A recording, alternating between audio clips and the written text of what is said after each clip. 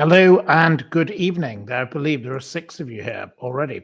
I do apologize. We've been trying to go live for the last 3 minutes, but we're now going live. We're like Philip Schofield, aren't we? Really going live. That wasn't that the name of one of his programs. Anyway, we're live. We're here and we're speaking. So, can any one of you hear me? Can any one of you hear me? There are 6 people allegedly here. Claire Louise says hi. Hello, Claire Louise. Lovely to hear from you, Claire Louise. Can you hear me, Claire Louise? That would be a useful bit of information. Right, Linz and Keeley say good evening, and good evening to Lady Min. Well, Lady Min is sitting in the corner. She's behaving herself relatively. She's had a lot of Coca-Cola today, so she's done very well for herself. Right. We hear you. Good. Wonderful. Welcome and sorry for the delay. Chin chin to Lady Min, says Linz. Linz says chin chin to Lady Min. Chin chin. She says chin chin back. Expialidocious and all sorts of others send lots of regards. Everybody, yes, lovely, wonderful that you're all here. Lovely that many of you are coming in quick and fast. I hope you've seen my petition. My petition can be found at this address. I would like you all to sign my petition about sloths. Please sign my petition. It's already been signed by many, many people.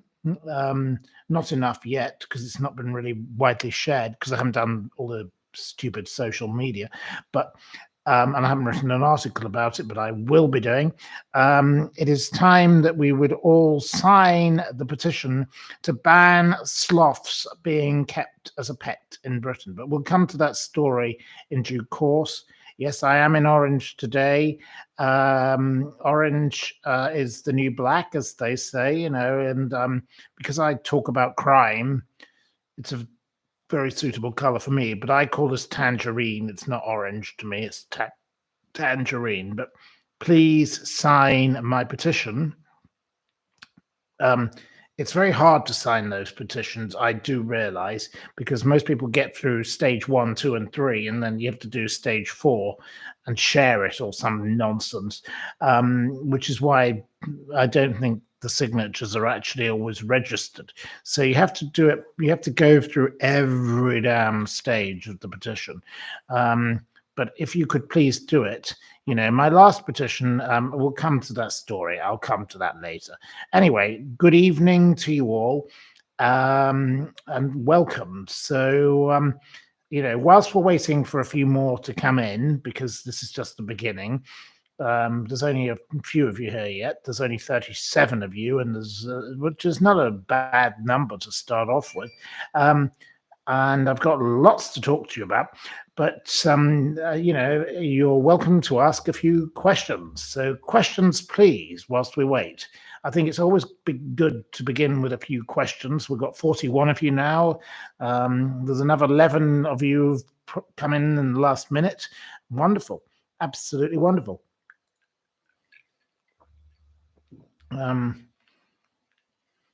Sorry, please excuse the piece of ice in my mouth from the gin. Finally, I got a bottle of Tanqueray. The gin they sell down here and the whiskey is absolutely vile. You have to buy British products. Seriously, French whiskey is the worst. It's not made in France, but it's whatever it is supplied as. Awful. French Gordon's gin is about all they have to sell as gin. Absolutely vile. So I buy Tanqueray, and Tanqueray is a perfectly reliable everyday gin. I wish they had Beefeater, but they don't. Beefeater is cheaper and better, but they don't have it here. They used to. Last year they did, but they don't seem to have it anymore. So there we go. What do I think of Jeremy Clarkson? Have I ever met him? No, I've never actually met Jeremy Clarkson, but I think Jeremy Clarkson is utterly fabulous. I've enjoyed his books. I've never watched his farm program because I don't have subscriptions to all those things. I don't really spend time on TV watching other people's things. I listen to Radio 4. My thing is Radio 4. I know that's a bit left wing, and it does irritate me at times, as we discussed last night. But no, I like Jeremy Clarkson. I think he's fabulous.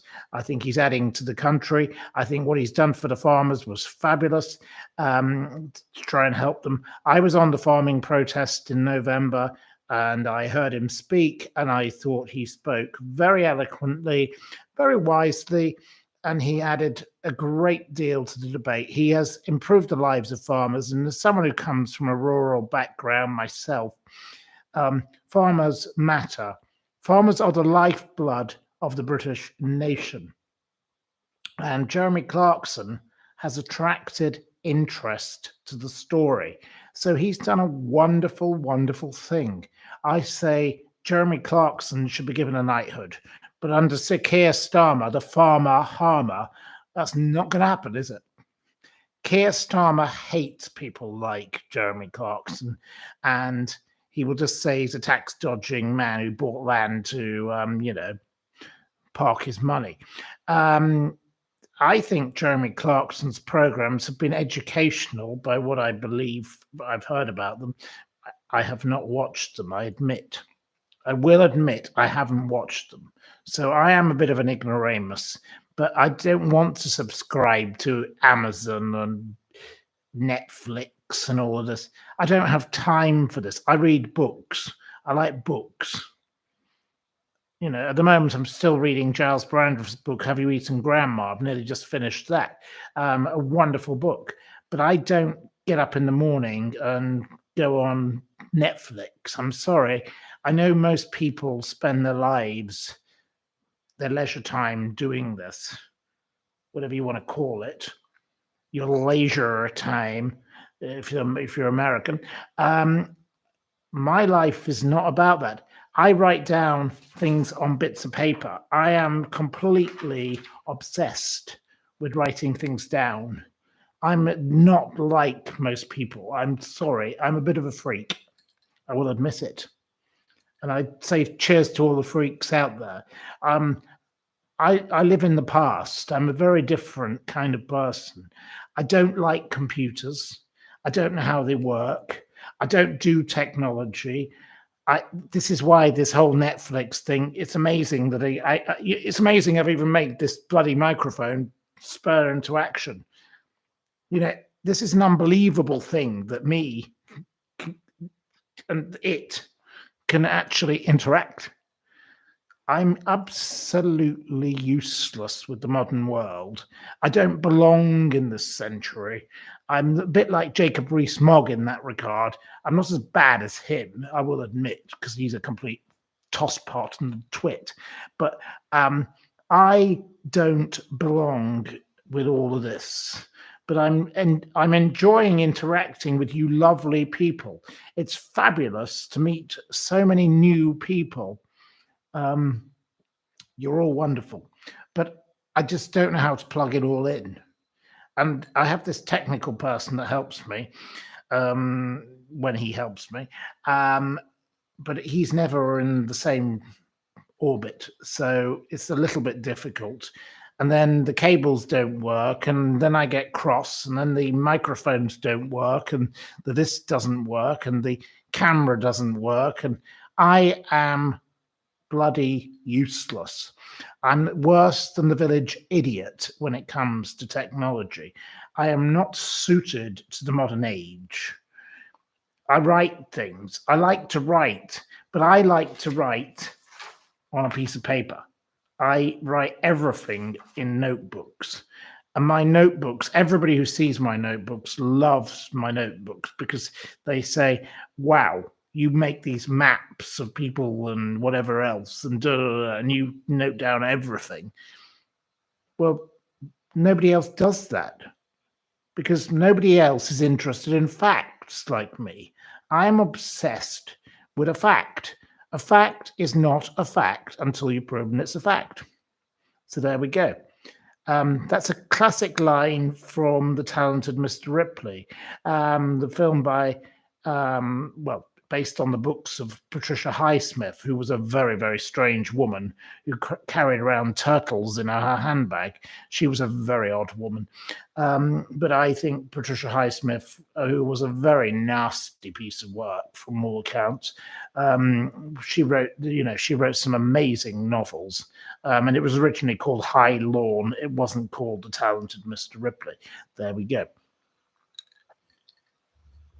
If I could visit any era, which one would I choose? Changing the topic. I think I'd like to go and visit the Georgian era because I love the architecture, the best architecture in the world. So the Georgians had the best style in the design. So yes, that would be the era. You think I look handsome? Well, that's very kind of you to say.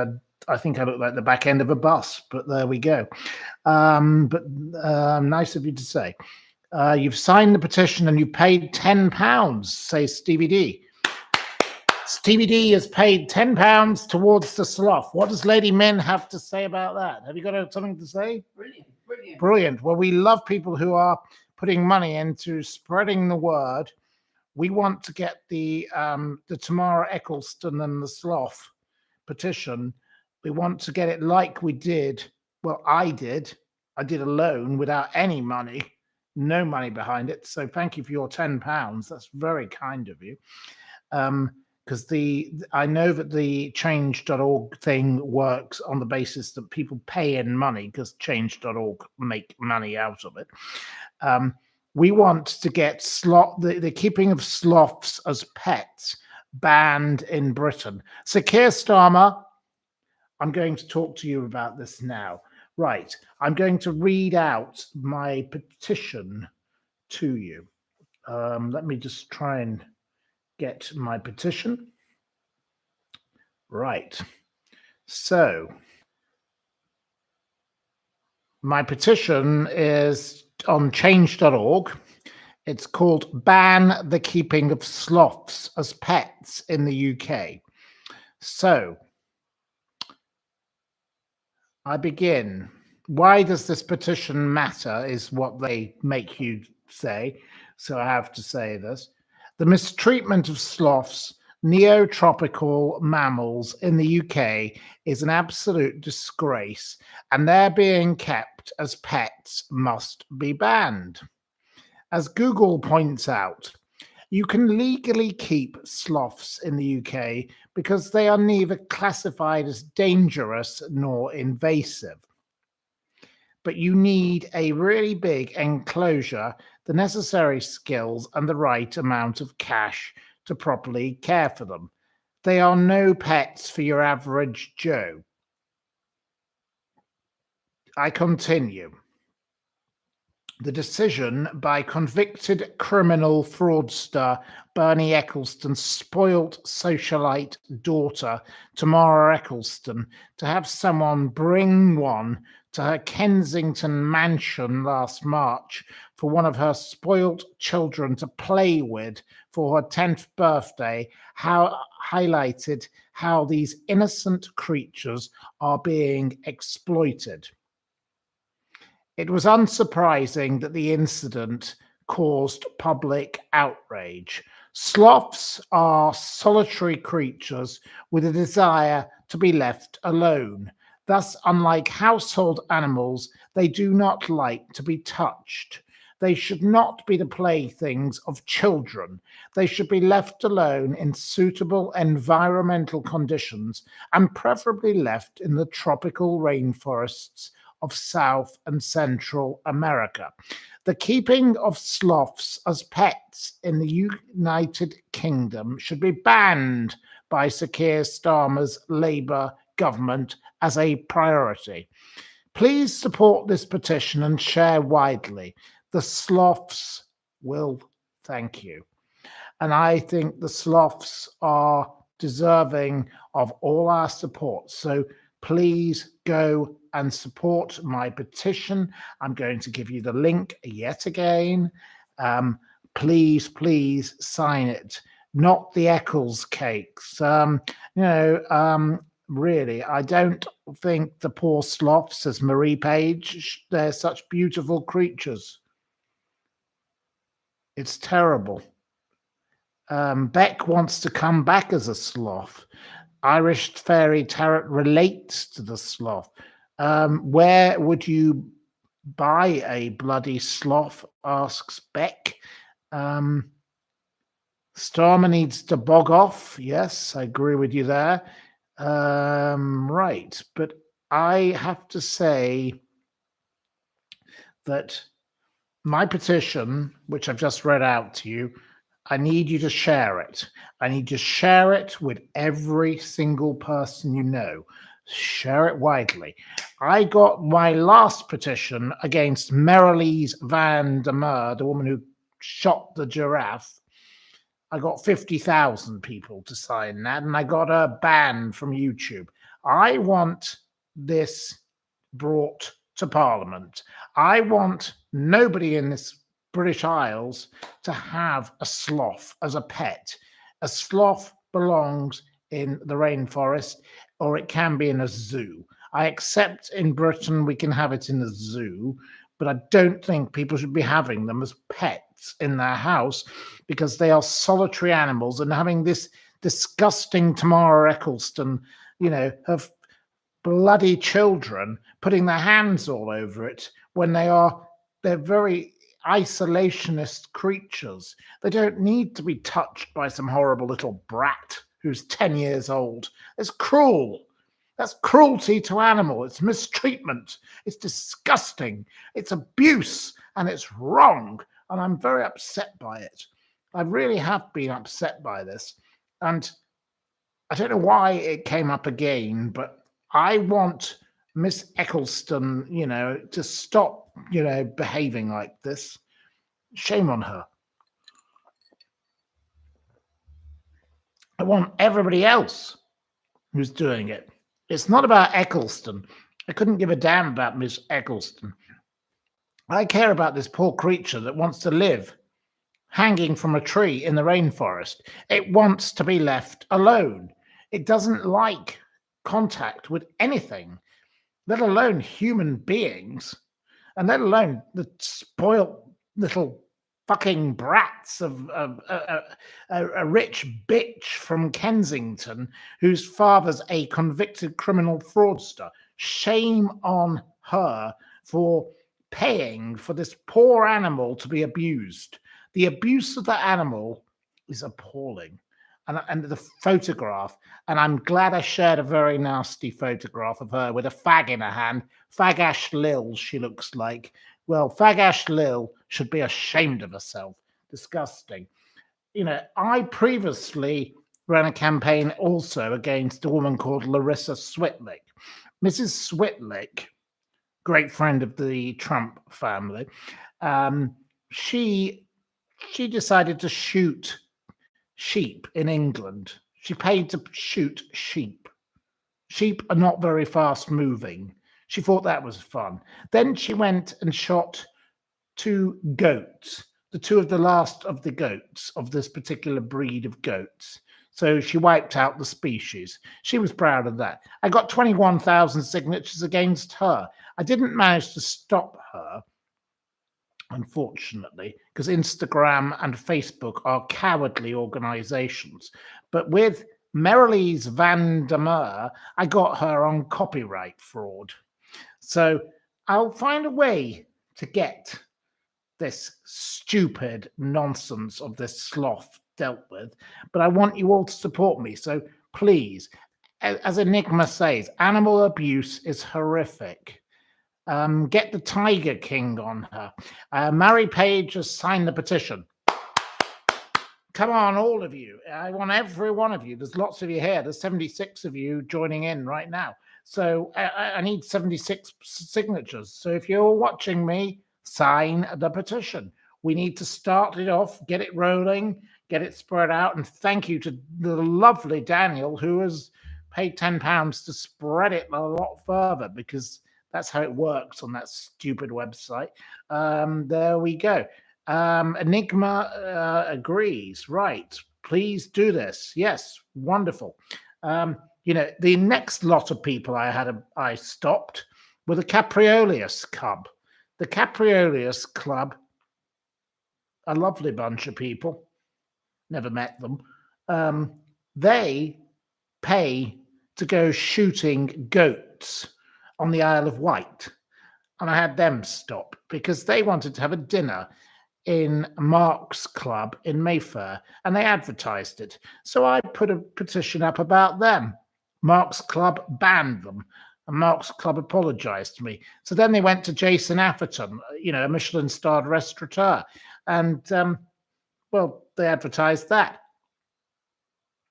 And Jason Atherton, well, he said, I didn't know. I mean, his PR woman said, no, I didn't know. And they banned him. So, I get things changed because I don't like the abuse of animals.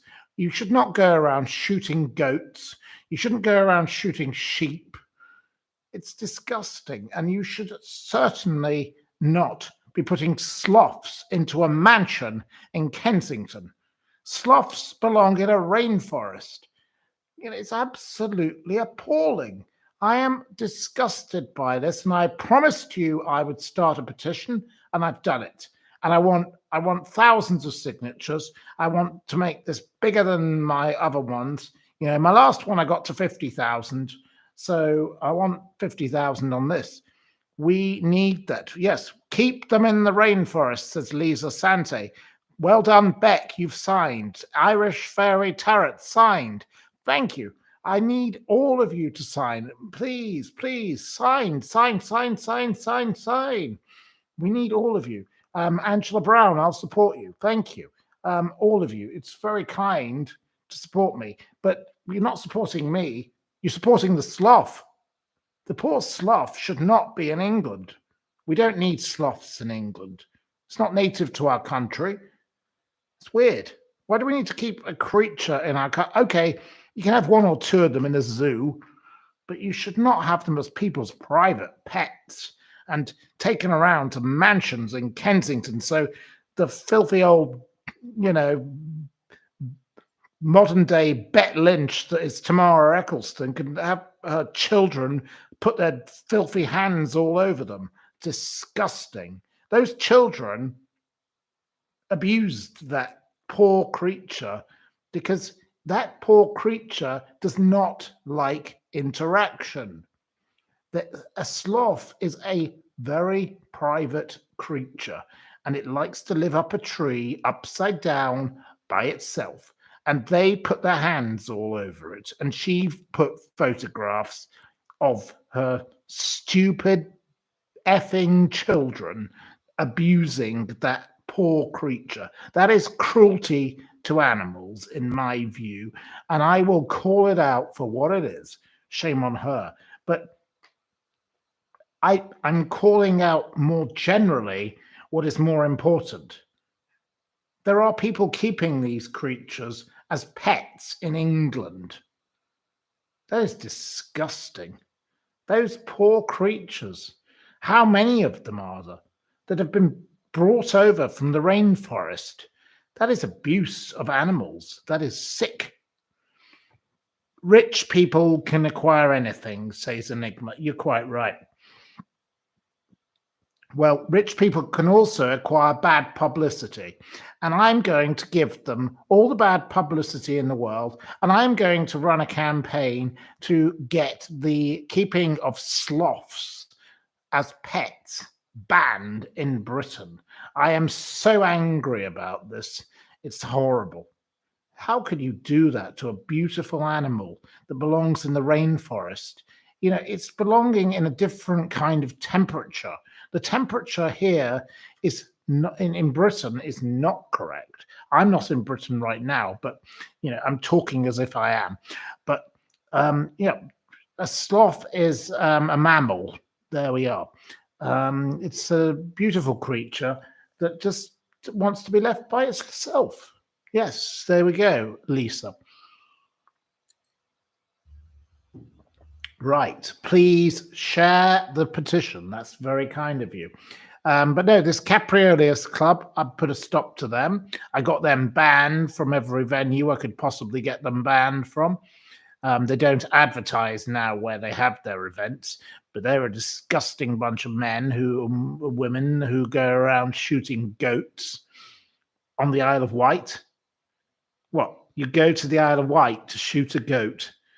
It's hardly Howard's way, is it? It's disgusting, absolutely appalling. I don't like people who abuse beautiful, innocent animals. Don't hurt beautiful creatures. I go shooting sometimes. I haven't been in a long time. I am fishing, but I love the countryside, but I respect what I shoot. I don't go around shooting sheep. What challenge is it to shoot a sheep? It can't go very fast. It walks at the speed of a snail.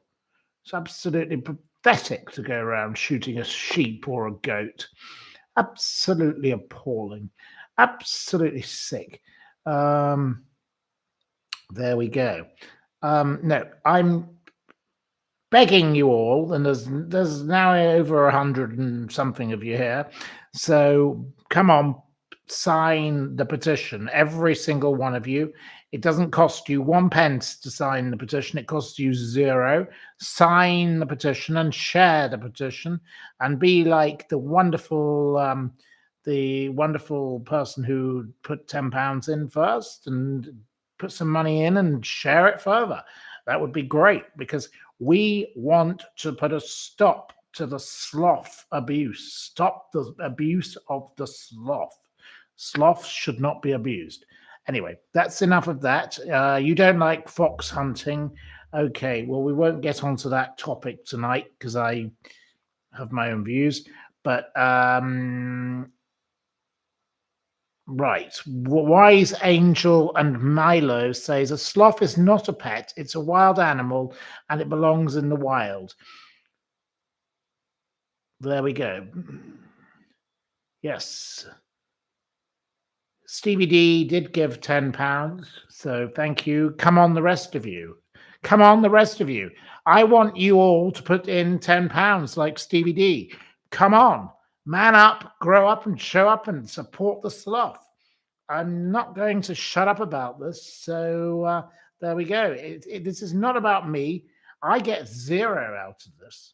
This has nothing to do with me. I want you to support the sloth. Don't you agree, Lady Min? Yes. We want everyone to put in £10. Put your £10 where your mouth is. Come on. There's 98 of you on here right now. So £10 from each of you would be £980. So come on. I want £980. Support the sloth. Thank you. I know you won't, but it would be nice if you could try and help put a stop to the abuse of a beautiful creature in the British Isles. We don't need sloths in the British Isles. Come on. Yes, we can do this, guys. Come on. Thank you, Stevie D. Stevie D started the movement.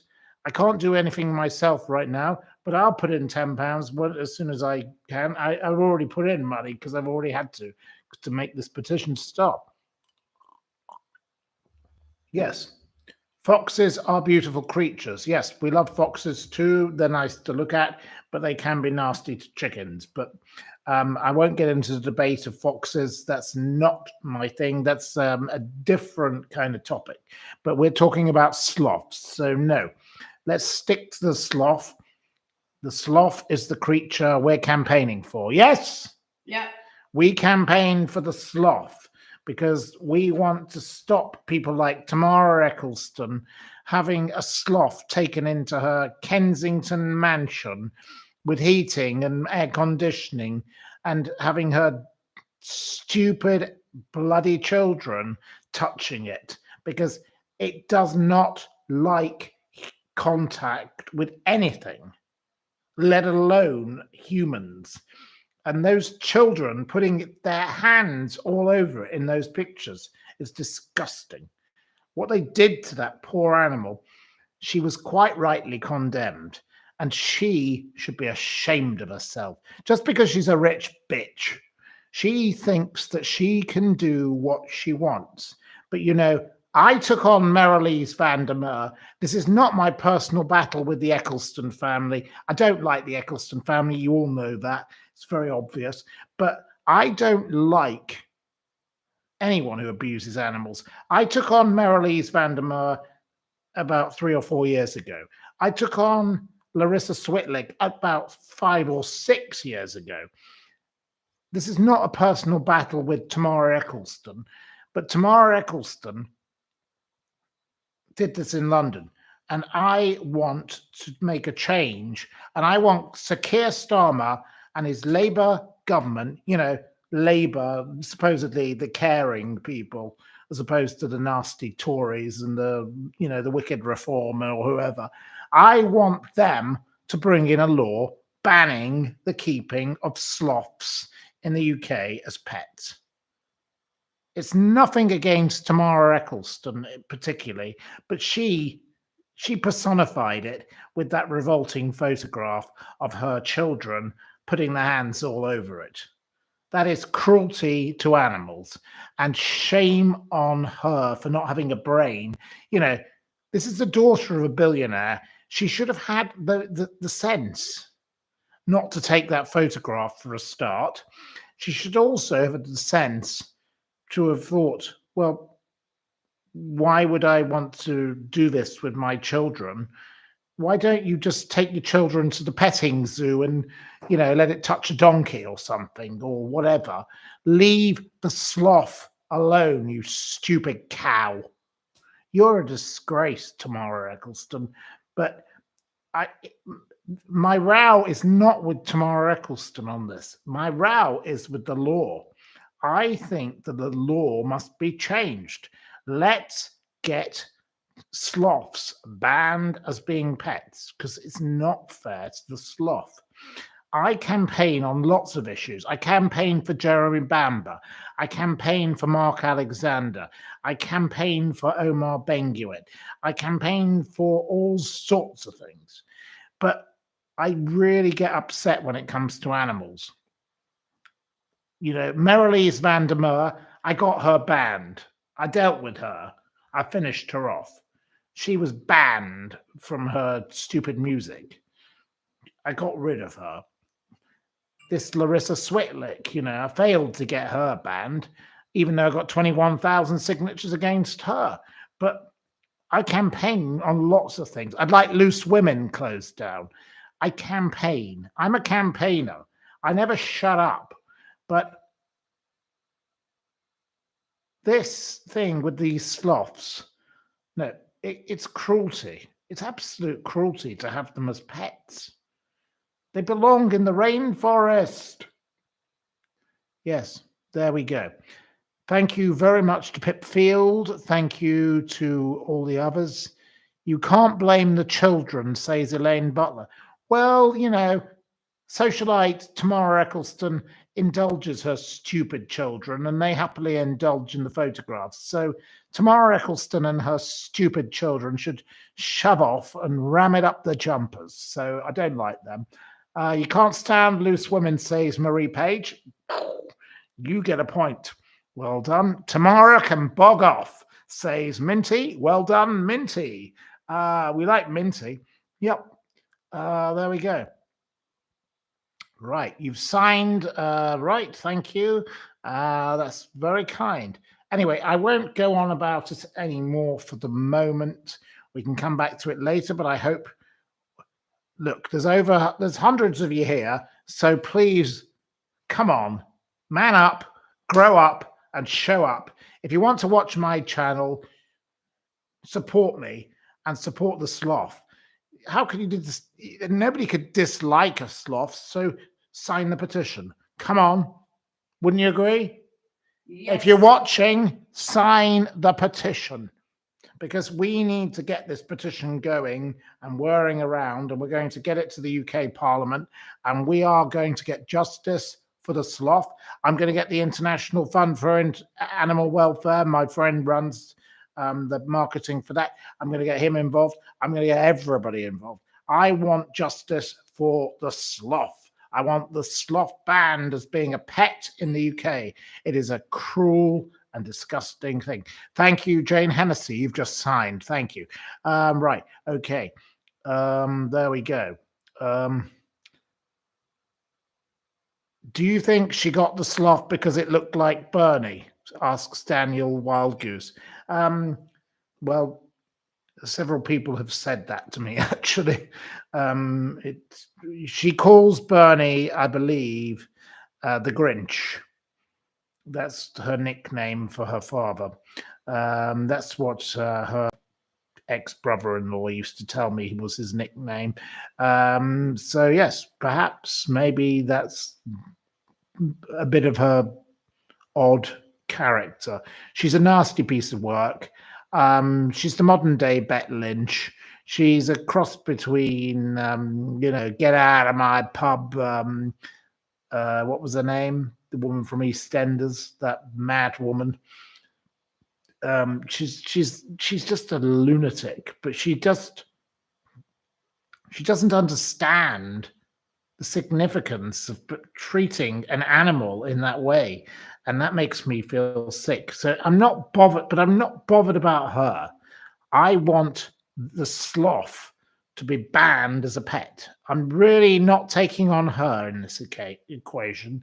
I don't care about her, and I said this. Yes. Leave Bette Lynch alone, says Beck. Well, why should I? I don't have to. I can say whatever I want about whoever I want. So, bog off to you, whoever you are.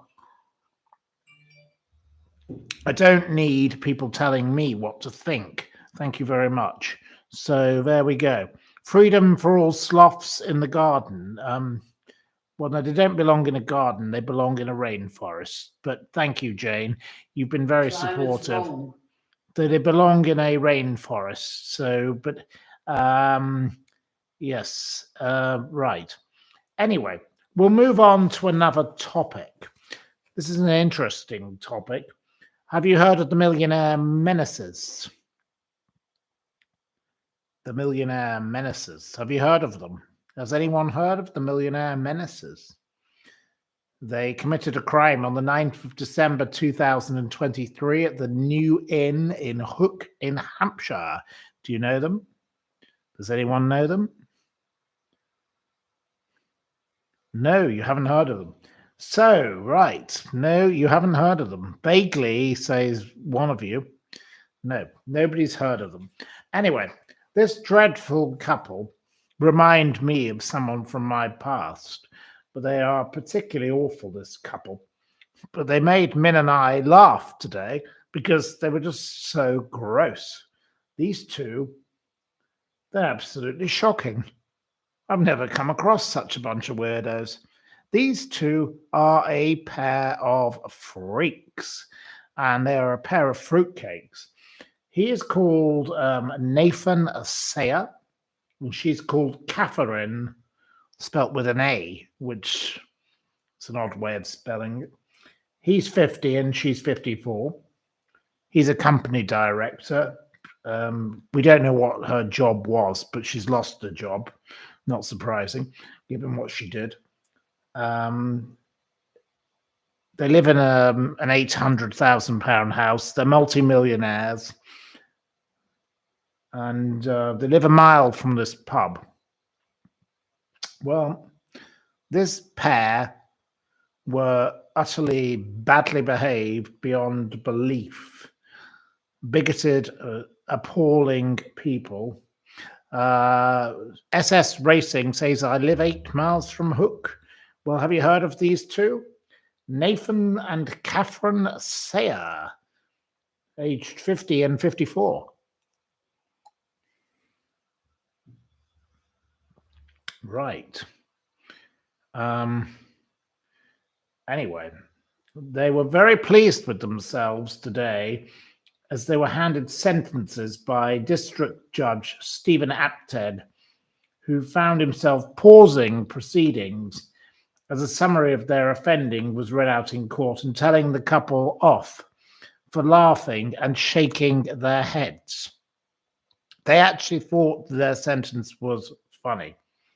These two had been at a dinner for a horse riding club, Christmas dinner, the Wedgwood Livery Club, 25 others present, and they were found guilty of assault and racially aggravated harassment, these two lunatics, and they looked like they'd been dragged through a barn.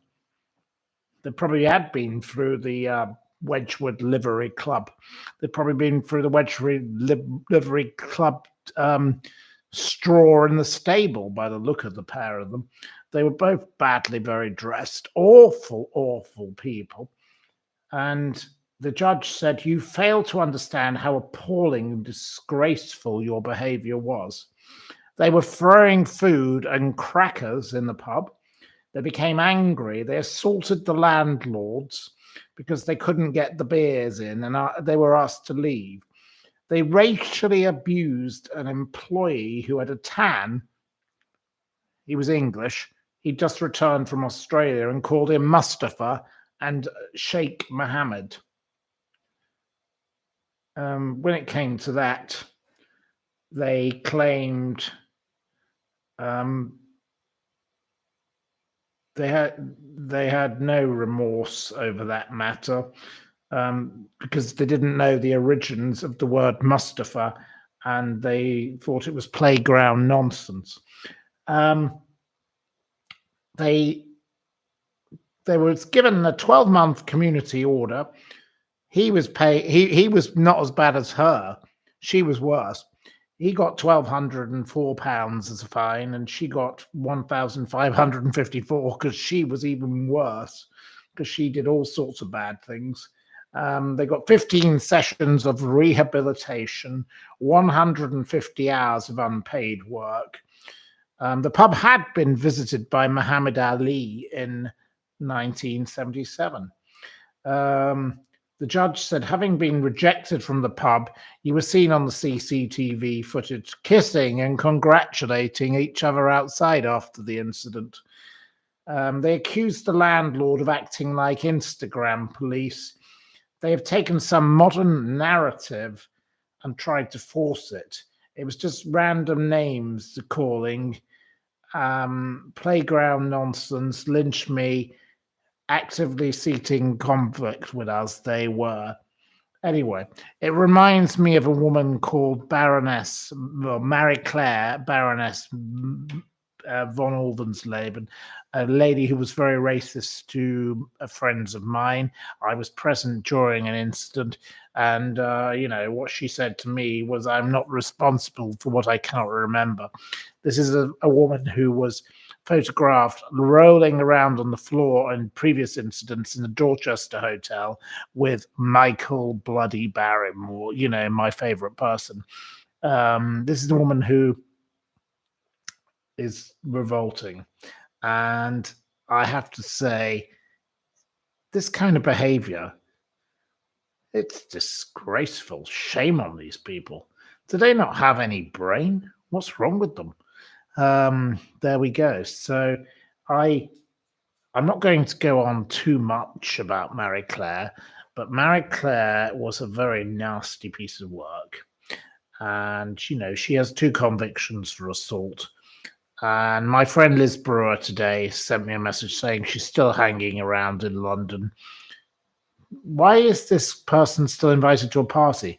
These two, the millionaire menaces, I hope they're banned from parties for life also. They should not be allowed to go back to the, what's it called? The Wedgwood Livery Club. The Wedgwood Livery Club, I hope that you ban those 2 for life. It was about time you did. They've got more money than sense, says Sarah Burton. Oh, no, not the Barrymore. Well, if I show you a photograph, I wish I could. I don't know how to do this on this YouTube. If you saw the photograph, Lady Min has seen the photograph of her rolling on the floor. Both drunk. In the Dorchester. 2 photographs. There are 2 photographs of them rolling on the floor, and both of them out of control. And again, this brings back to me the matter of Barrymore. So Barrymore, when he got in the taxi with Stuart Lubbock, the taxi driver remembers him saying, "I need a good Fuck."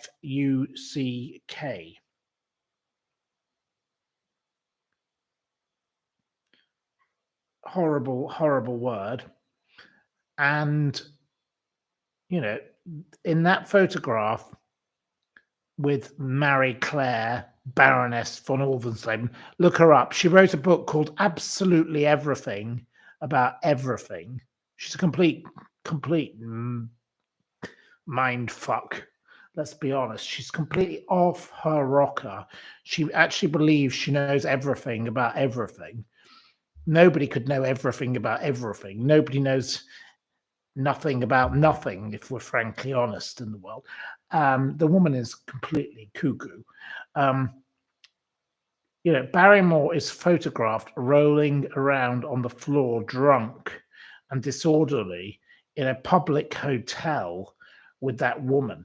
So when it came to being in his private home, the bungalow in Roydon in Essex, what went on with Stuart?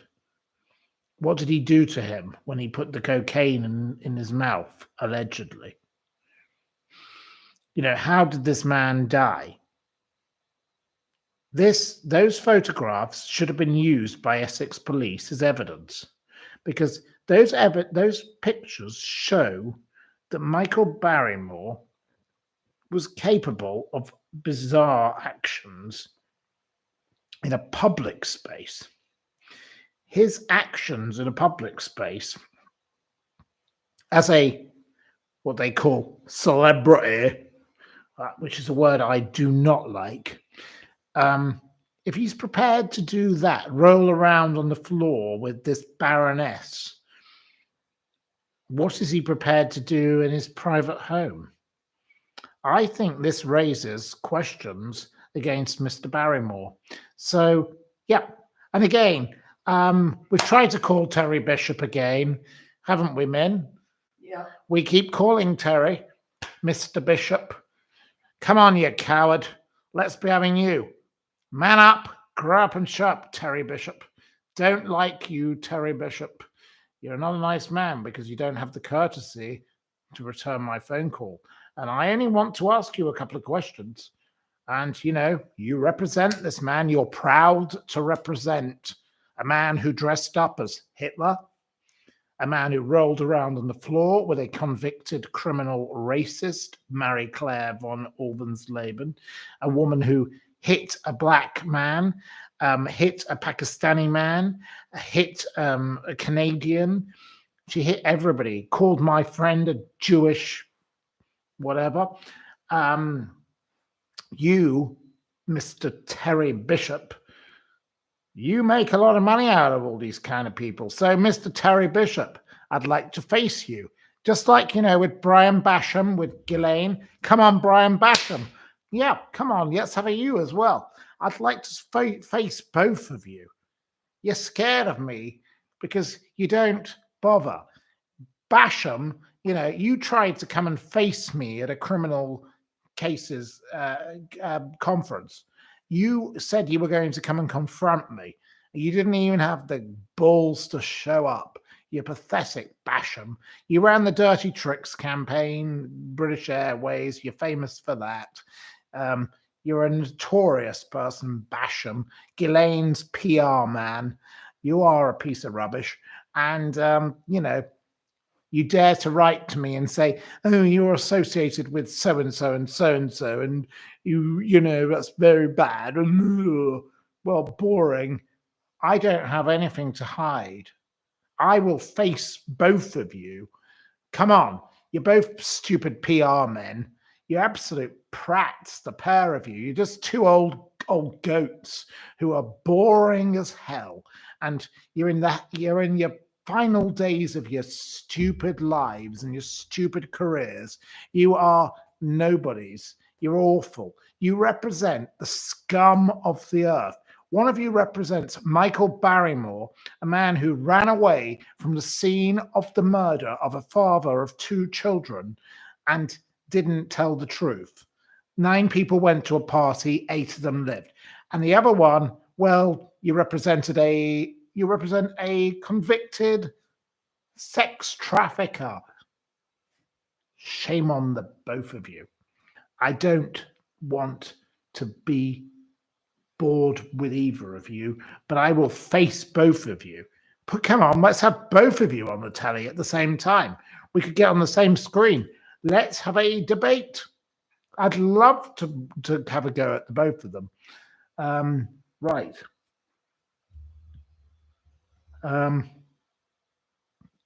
There we go. I'm sorry, viewers, if that offends any of you. They are cowardly custards. Yes.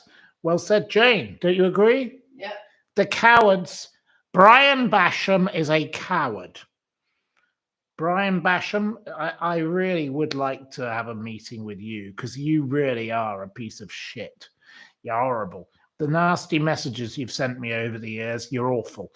And as for you, Bishop, you don't even have the courtesy to respond because you're just pathetic. You're just a weakling who thinks it's funny to represent on TikTok a man who has allowed a poor family to have 2 children grow up with no father.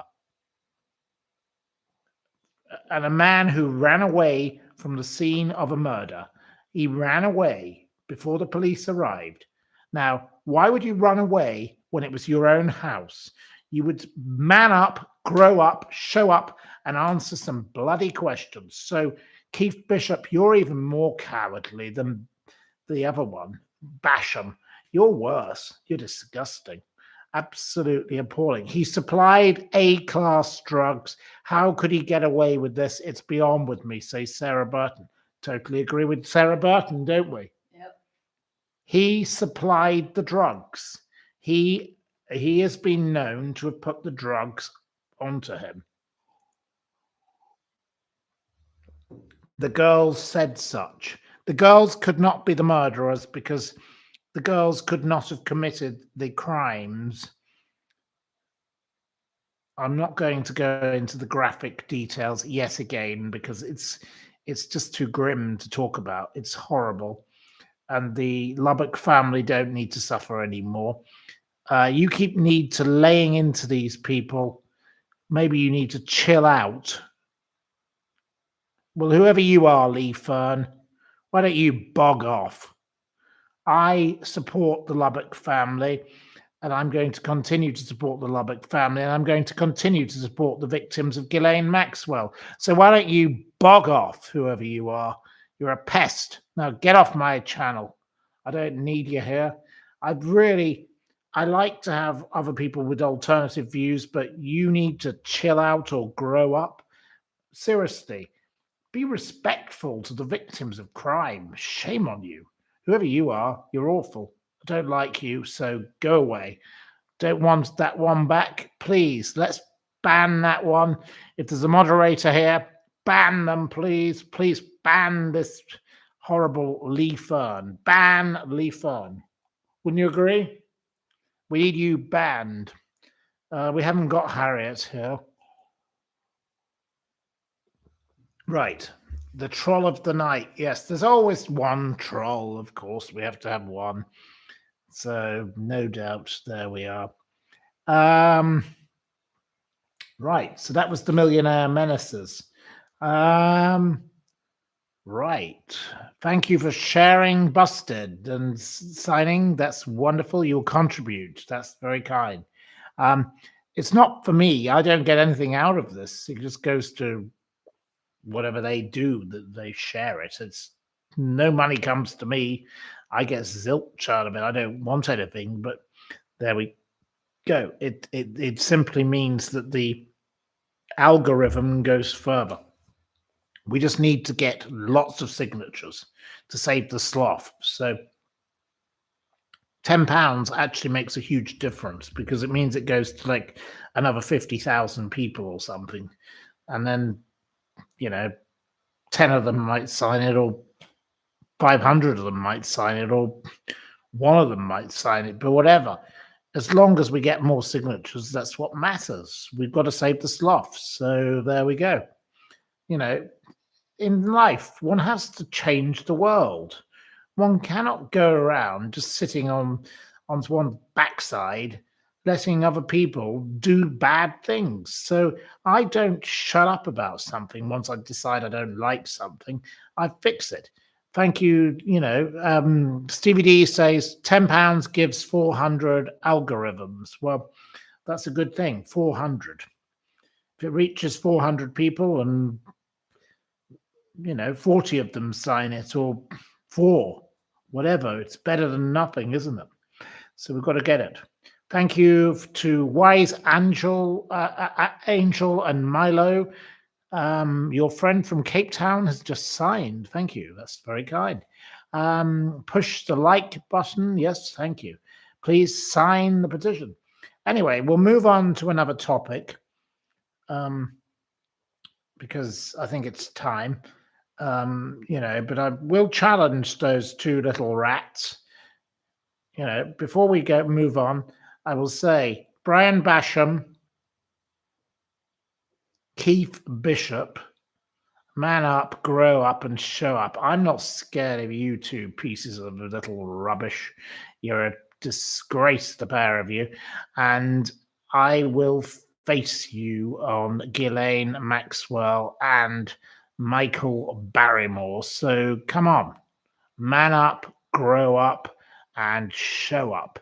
I am challenging you. You're meant to be PR men. You're meant to represent your bloody clients. So face me. I'm prepared to speak. You're not. That's very cowardly, isn't it? Anyway, it says a lot about your personalities. It doesn't say anything about mine. I am a perfectly civilized person, and I will speak to you in a civilized fashion. Basham and Bishop. You both have surnames beginning with B, I note. Face me. Come on. Let's be having you. Let's be having you, as they say. I can't remember who was famous for saying that, but anyway, never mind. Right, next. The next topic, Katie Price. So, Katie Price. She's gone bankrupt, but a bankruptcy has been, she's been released. She's like the cat with 29 lives. I've never come across a cat with so many lives. It's absolutely unbelievable. Shameless. She looks like the back of a bus. How does she get away with it? What do you think of Katie Price? So let's have some views from the viewers on Katie Price. Oh, not Katie Price, says Expialidocious. You don't like Katie Price, no. It was Delia Smith who shouted, "Let's be having you." Yes, it was, indeed. Yes. Katie Price is a troubled soul. I think you're quite right there. You didn't like to seeing her IVF journey. Her doctors seem unethical. What about the mistreatment of the son, that poor boy called Harvey, in the cars, and how he's been blamed for her speeding tickets and her fines on her cars and all the rest? She's a waste of tow rod. She can bog off. She's troubled. She's grim. There we go. Cheap TV. Right. You don't like her, no. Okay. Well, I don't like her either. But I just wanted to ask you what you thought of this shameless piece of rubbish. Anything for money. She's doing a show with Kerry Bloody Katona. Yes, an evening with her. No thanks. Well, Kerry Katona is Warrington's least finest export. That's how my friends from Warrington describe her. She hasn't stepped so low as to blame Harvey. Well, she has blamed Harvey for the cars in certain instances. So there we go. She needs psychiatric help. Harvey needs permanent full-time care away from the shameless hussy. Right.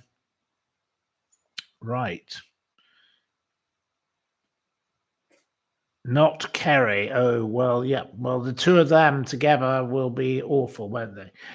Kerry Katona merged with um, Katie Price will be less than priceless, won't it? You think she's been through a lot of trauma. She needs help. She created a lot of that trauma herself, and the men were pretty awful too. But look, she's made a lot of money out of it along the way, and she's had a lot of nonsense. So there we go. Don't like her. Think she's absolutely awful, vile, horrible. Sarah Burton says Katie Price is a disgrace, spending money on plastic surgery, exploiting her poor son. Absolutely disgusting. Another one getting away with her bad behavior. They're absolutely nuts. There we go. Yes, I agree. Shaming her own son for financial gain, says Minty. You're bang on the nail. One of my followers who knows an awful lot about her, I believe she's probably a friend of hers, calls her the skank. She doesn't like her one bit, so we don't have any ties to her. I watched her. She had no car insurance on traffic cops. Yep, that was all. Poor old Harvey had to suffer. Poor old Harvey was abused in that situation. Miss Marple will sign the petition. Thank you, Miss Marple, on the petition. I think that's enough on Katie Price. She's boring.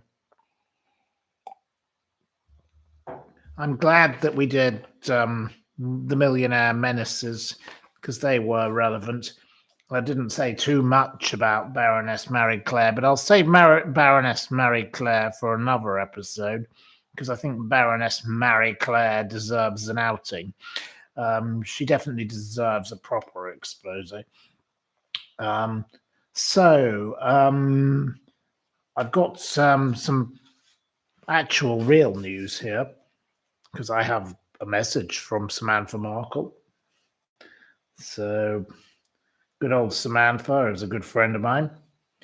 So Meghan decided on her With Love Meghan to put pretzels into guest rooms. So she poured pretzels from a bag of pretzels into a plastic bag and then wrote, "Everyone's invited," and put the pretzels into the bag and wrote notes about nut safety. Well, how pathetic. Why is that television? Why is anyone interested in Meghan pouring a pretzel into a bag? It's absolutely nuts, isn't it? Another load of rubbish. So she's been mocked by everybody.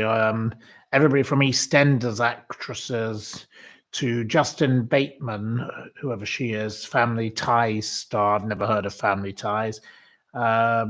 She's been accused of turning being victims into an Olympic sport.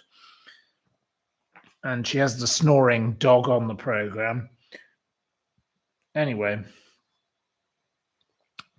I wrote to Samantha, her sister, her half-sister, and I said, "Did your sister always transfer pretzels into bags and relabel them? What a nut job. Totally nutty."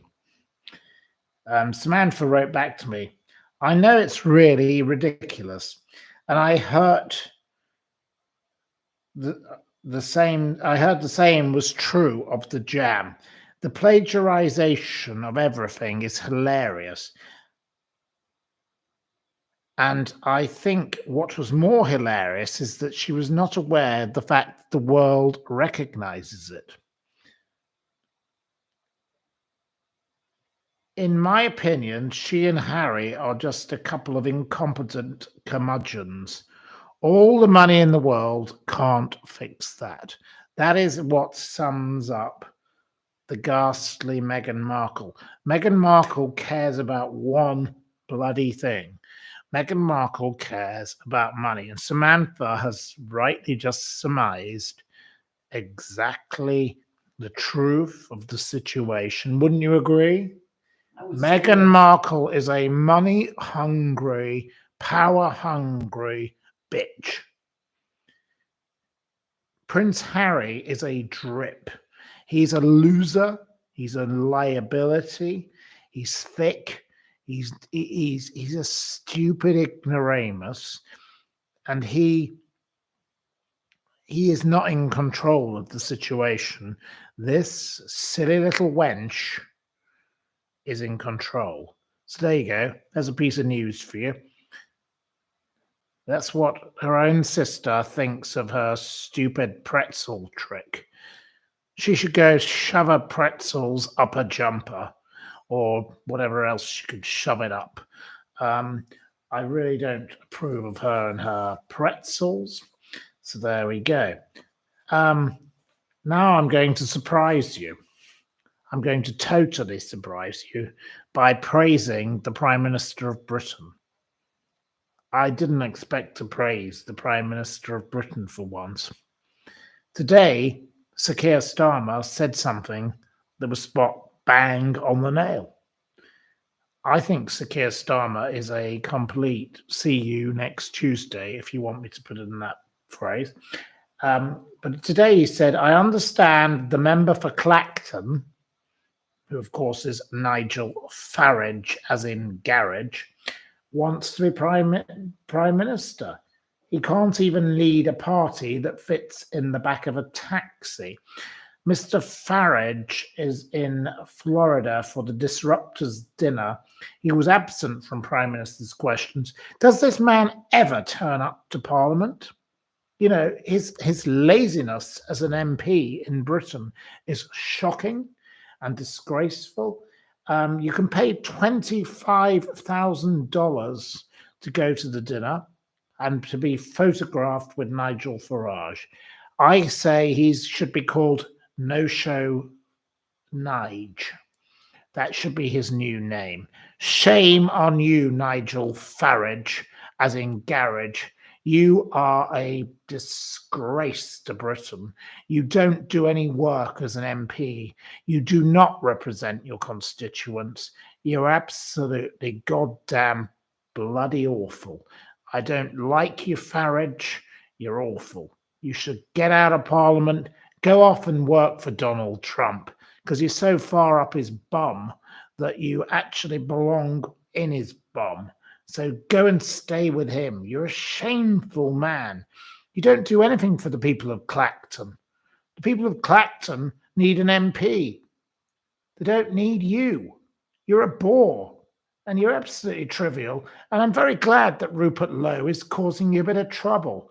Rupert Lowe might be a bit of a right winger and a bit far right for me, but you are just a lazy, greedy man who is making money out of everything. You're a self-serving, self-centered scumbag. And as for you, Richard Tice, you should bog off too. And as for you, Elizabeth Oakeshott, I'm glad you're in Dubai. It's where you belong, you silly old bag. You're a horrible, wicked woman, and I am very glad you don't like me, and I'm very glad to be an enemy of Reform UK. I don't like Reform UK. No. There we go. What planet are on these people on? He doesn't go to Clacton precisely. Right. Barrymore should bog off, says Expialidocious. Totally agree. Right. Have we any more questions? A few more questions. You're welcome to give me a few questions, and then we'll have a quiz. A few more questions before a quiz, and then I will shut up.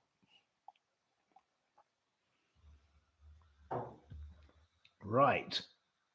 Have I ever met Farage? Yes, I have met Farage. My friend banned him from his restaurant. Mr. Farage came into my friend's restaurant, La Brasserie in South Kensington, and he demanded to be served. And the waiter said, "I don't want to serve you." And the waiter said, "I don't want to serve you because you don't like me because I'm an immigrant." And the waiter was Portuguese, a lovely man who'd worked there for 40 years. And Mr. Farage then demanded the manager. So the manager came over, and the manager said, "What's the problem?" And he said, "Your immigrant won't serve me." And the manager said, "Well, I'm an immigrant too. I'm Portuguese also. And I don't want to serve you." So he said, "Get the owner." So the owner came over, and the owner said, "Get out of my restaurant." Well done to Peter Godwin. He threw Nigel Farage out of his restaurant. He said, "I don't want you in my restaurant because you're not a nice man." And that was the correct way to deal with that. You know, there are people in history who you have to draw a line with. You know, would you invite Max Mosley into your restaurant? I'm not saying Mr. Farage is that bad. Would you invite... Sorry, I'm not Max Mosley, Oswald Mosley. Max Mosley was actually a very nice man, and I enjoyed his company. You know, would you invite bad people into your restaurant? You don't have to. If it's your restaurant, you can ban who you want. And that's what the owner of the brasserie chose to do. And I supported him. I thought that was a wonderful thing because the owner of the brasserie was friends with various people I knew, like Gina Miller and lots of wonderful people like that. And no, you have to stand up for decency. Farage is not a nice man. He's a bad, bad man. And all he does is take advantage. You know, as an MEP, he took the salary, but he never turned up to vote. He got 150,000 a year, but he never voted. Well, that's not correct, is it? You know, he didn't represent his constituents. Now he doesn't represent the constituents in Clarkson. He thinks that this is all a bit of fun for him, and he can go off and get drunk on red wine, and he can go off to America, to Florida, and get paid $25,000. It's disgusting. People in Britain need to be represented by their MPs. He doesn't represent his constituents. He's a lazy piece of toe rag. He's a disgrace. The man is a shocker. I really don't like him. Good for the owner. Well done to Peter. Yes, well, Peter is sadly dead. He was a lovely man. He sadly died. He fell over at a party, and he was a lovely man. And he ran a restaurant where he employed over 65 people, and Brexit wrecked his business as it did with everything else. There we go. Janet likes Rupert Lowe. Well, I'm going to try and speak with Rupert Lowe, but I haven't managed to yet. I'm going to ask Christine Hamilton to try and arrange a meeting with him, but I don't know whether it will happen, but we'll see what happens. Would I go into politics? When I was young, when I was a stupid child, that's what I wanted to do. I was obsessed with politics. I spent my childhood obsessed with politics because I grew up with politicians around me. I was surrounded by politicians. And I was the chairman of the local Young Conservatives when I was about 12. I was ridiculous. I was so obsessed, and I became chairman of the local Conservative Association, Lancaster and Wyre. I ran the campaigns. I did everything. I was obsessed with politics. I loved it. But then I realized how awful the people were. And once you realize how bad they all are, that puts you off. So you wouldn't waste a milkshake on Farage? No? Well, you'd like me to be PM? Well, I don't think that's a very good idea. I wouldn't be much I'd hate that because I don't want to be hated. You'd all end up hating me because look what's happened to Starmer. Look what happened to David Cameron. Look what happened to once you're PM, you're hated. Other than Margaret. Margaret was the best. I will not have a bad word said against Margaret. Margaret is. She was the most wonderful woman I ever spent time with. She's the best woman on the entire planet I will ever probably meet. I'm very sad that she's no longer around because she would have gone in there and shaken up this bunch of bag of bilge and she'd have fixed it. She was simply the best. Wouldn't you agree? Absolutely. Margaret was the best. Now, Tony Blair is second best to me because Tony, whether you like Labour or not, Tony turned Labour around and he made this country profitable. He made a fortune. The Blairs themselves have made a fortune. Everybody's made a fortune under the Blairs. The Blair years for me were the best years of my life. I had money then. I'm poor now, but Blair years, Tony Blair, not a bad man. He realized how to transform things. Ever since him, it's just gone. Theresa May, that woman was a complete joke. Liz Truss, the lettuce. Gordon Brown sold the gold. Do I need to go on with all the rest of the village idiots? Sunak, Sunak meant well.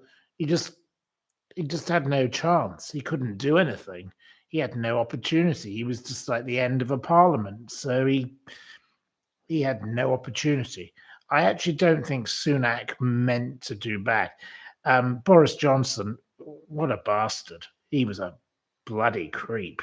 That man, what he did to this country, shame on you, Boris Johnson. You're a piece of junk. I wish, I worked for Ken Clark. I wish Ken Clark had been leader.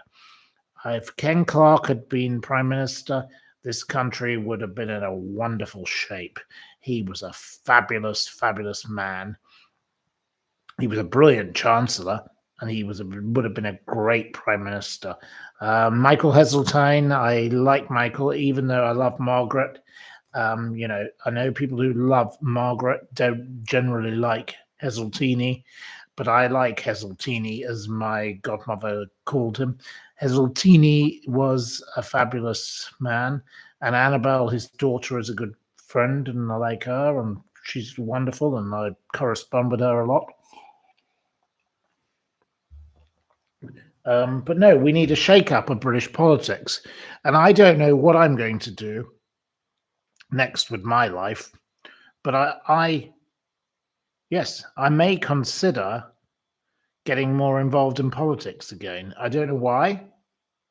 I may consider joining this because somebody has to speak up. Somebody has to speak out. This country is a Britain. And I'm not in Britain right now, but so I'm talking from a foreign country. So sorry, I know you all know I'm in a foreign country, so this sounds a bit weird. But somebody needs to speak up. This Reform Party is not going to change the world. It's a bunch of jokers. Kemi Badenoch, well, her name says it all. She's called Bad. Mrs. Bad.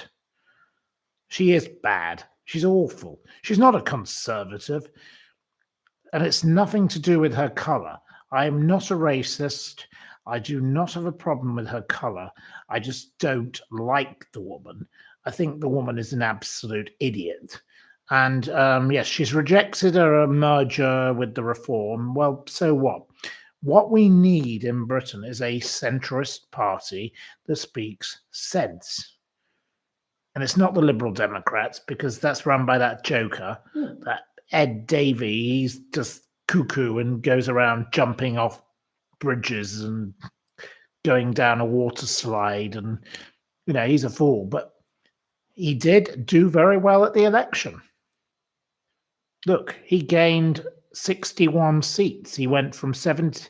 He went from 12 seats to 71. So he's done extremely well. He is a man who's made change for the Liberal Democrats. But the Liberal Democrats are not centrist. They're a bit odd, let's be frank.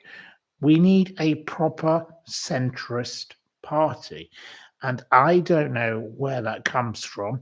And if I have to be part of that movement, yes, I will try and get involved.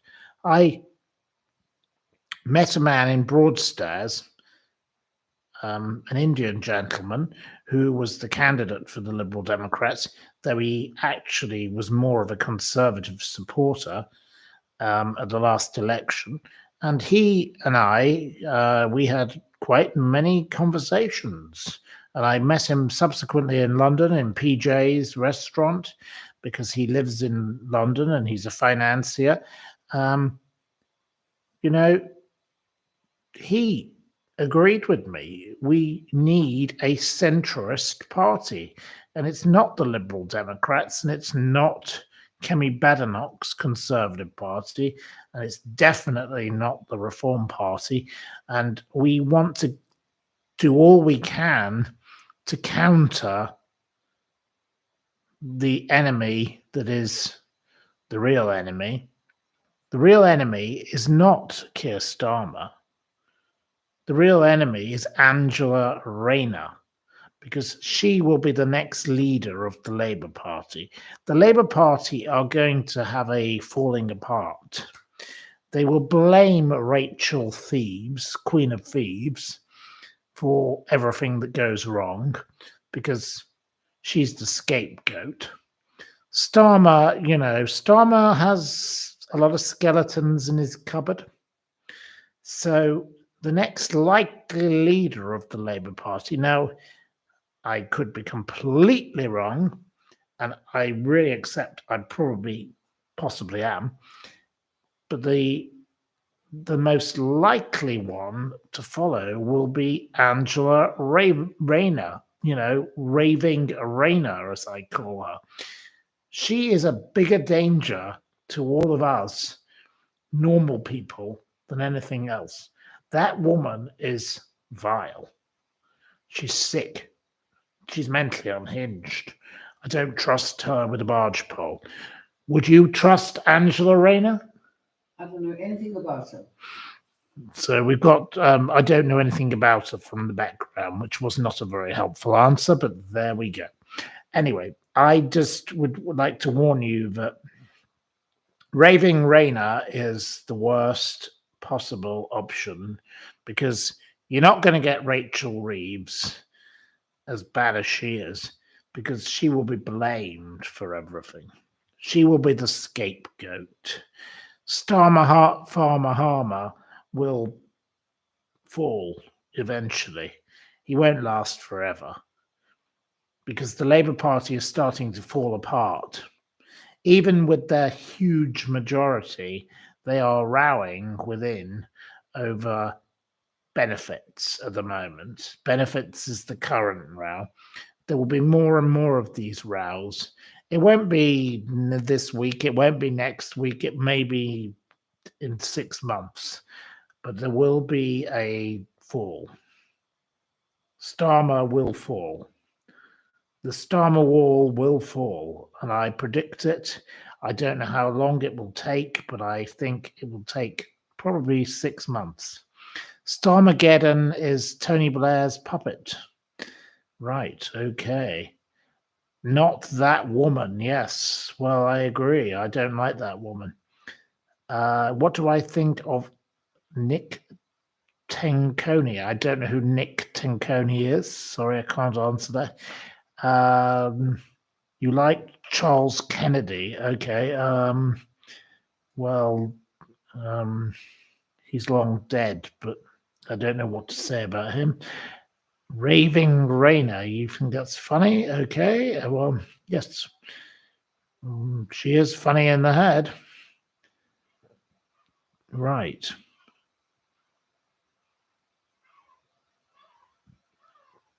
Right. Okay. So You wish it wouldn't take too long. Okay, I agree with you. Right. Okay. Well, we're at 1 hour and 24 minutes. I think enough is enough. I think it's time to have a quiz. Are you ready for a quiz? Is there someone here who will help me with a quiz? Will I write a biography? Well, I don't need to. I've got nothing important to say at this stage in my life. So no, not presently. Right. Is someone prepared to take notes in my quiz, or do I have to do it myself? Right, Stevie D will help. Okay. Okay. I've chosen a random one. I've written many of these pages. Here we are. Lady Min likes the quizzes. I do write them every couple of days, and I write 2 or 3 pages of them. I will publish a book of these quizzes, I think, because it might be quite a fun thing for other people to enjoy. Might be a good thing. If I just put them all together, I can just send them to a publisher and they'll publish the damn lot. Okay. So, the first question. So, thank you, Stevie D. I hope you're keeping notes. I don't have a piece of paper. Do I have anyway, I do have some paper here. Right. At the very worst, I'll keep notes also. Right. In which Parisian hotel is the Michelin-starred restaurant, Epicure located? Which hotel in Paris? Which hotel has the Epicure restaurant? 3 stars, Chef Arnaud Fay. It's not the Ritz, no. It's not the Hilton. Right, it's not the Ritz. You all keep saying Ritz and Hilton. No, it's not. It's not the Café Paris. No. No, you don't know the answer to the question? If we don't have it's not the Adelphi, no. In which Parisian hotel is the Michelin-starred restaurant Epicure located? It's not the Moulin Rouge, and it's not the Travel Lodge. It's not a caravan park. Okay, none of you get a point. 0 points awarded. Cancel the points. The answer was La Bristol. So there you go. You didn't. What? The Bristol. Oh, the Bristol. Go.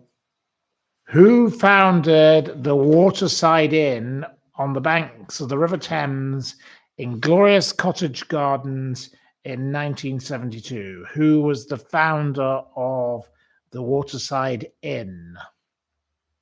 Who was the founder of the Waterside Inn?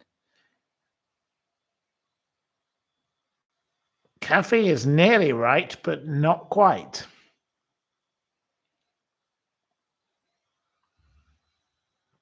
It wasn't Mr. Waterside, and it wasn't George Harrison. It wasn't John Lennon. Linz gets the point. Linz gets a point. Linz is the first person to get a point. The answer, of course, was Michelle Roux. Well done to you. I love going to the Waterside Inn. I went there by helicopter once, and it was absolutely fabulous. It's the most lovely place to go for lunch on the River Thames. Absolutely beautiful. What is the primary business of Airbnb? What do Airbnb do? What is their business?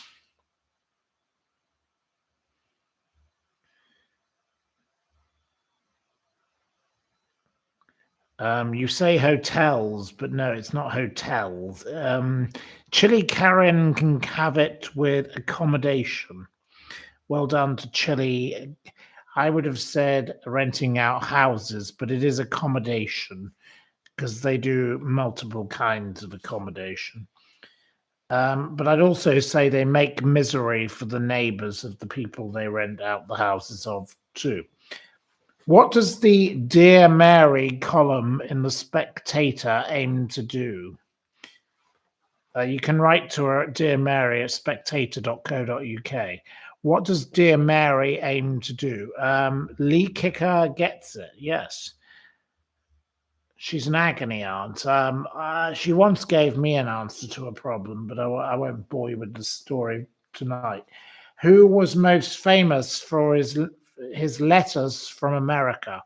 Who wrote Letters from America? My mother's a great fan of his. Who wrote Letters from America? Lovely man. It wasn't Clive James, no. Caffey Dando, you get the point. Caffey Dando, the answer is Alistair Cook. Absolutely brilliant writer, fabulous man. Who wrote Some Books I Like and I Return to Switzerland? Who wrote Some Books I Like and I Return to Switzerland? It wasn't Elvis Preston. It wasn't Spike Milligan. It wasn't the Pope. It wasn't Deneau. And E.B. Ney, you get the point. Right. E.B. Ney, you did very well. It was the answer to the previous question. Also, Alistair Cook, he did those too. So there you go. Sometimes I might throw in a question to turn you on. Right. What were the main star prizes on Jim Bowen's darts quiz show Bullseye? And I'll give you three options. Which were the three main star prizes? What could you win? The Mr. Lee Kicker, you can have it with a boat, I suppose. Lee Kicker gets into the lead with a boat. I was going to say a speedboat, a caravan, or a mini metro, but you got it with a boat, so we'll let you have it. From which region of Italy does the classic dish vitello tonato hail from? Where does vitello tonato hail from?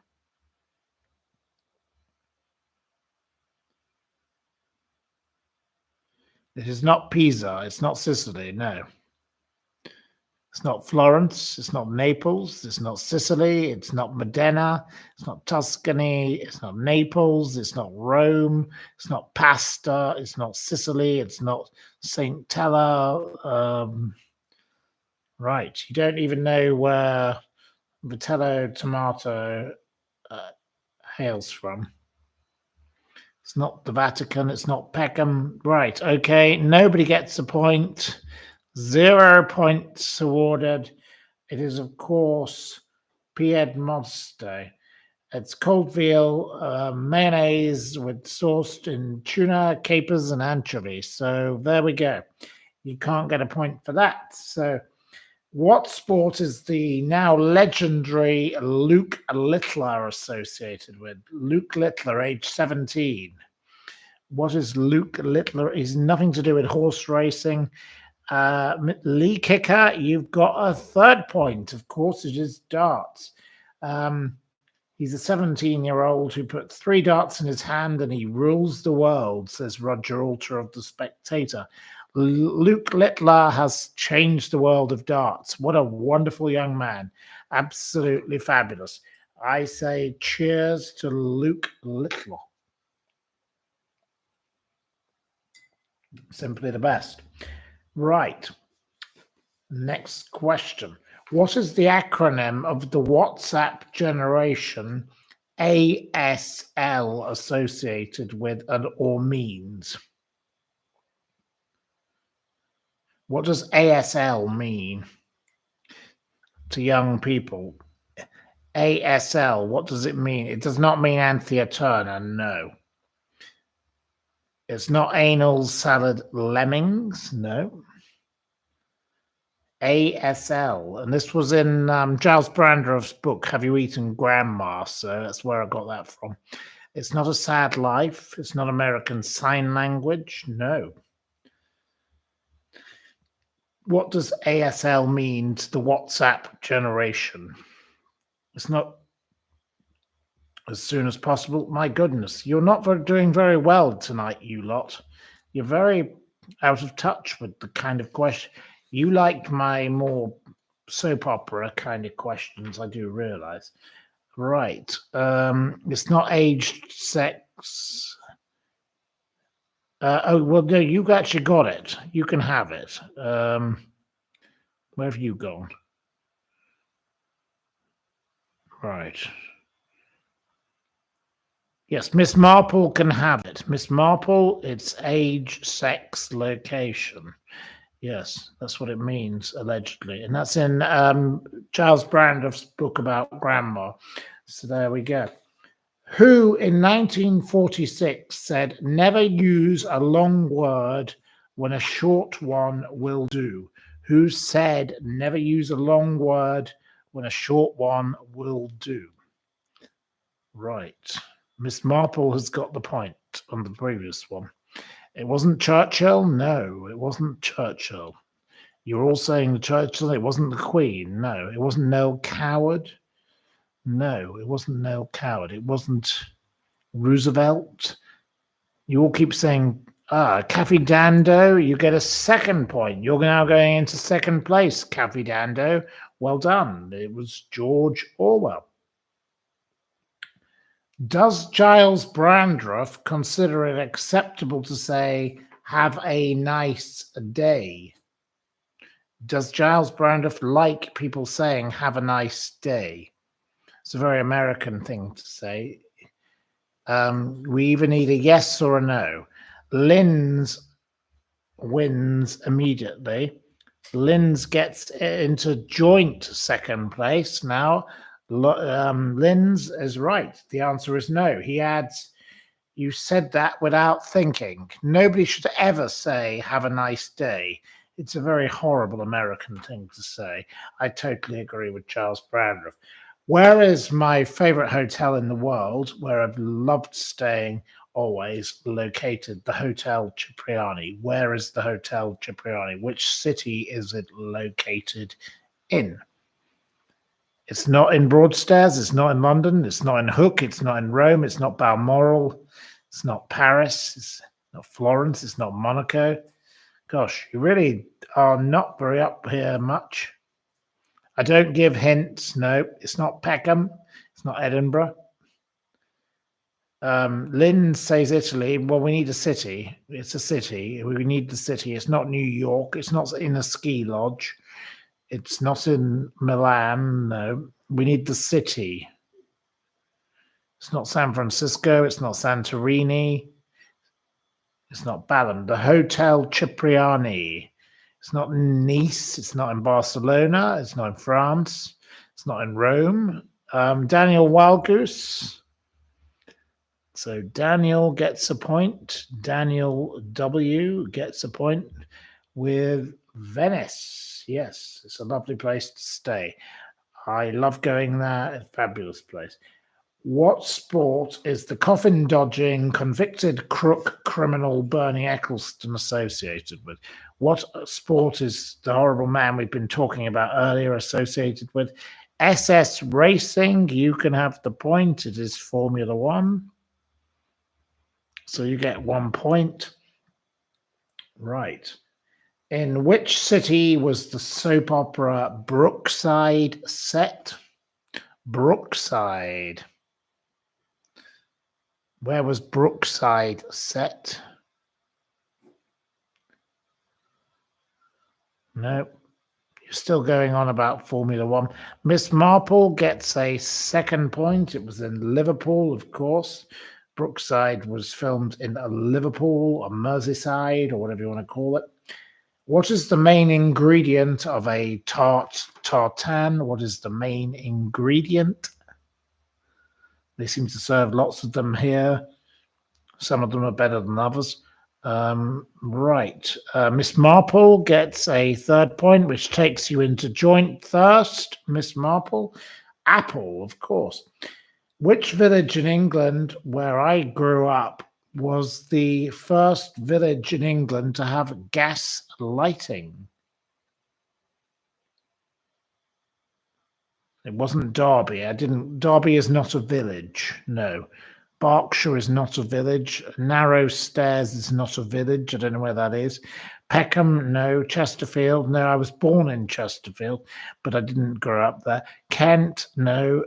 Cheltenham, no. Yorkshire, Lymm, no. Lancashire, you're getting closer, Lancashire, Chilly Karen, but we need the name of the village.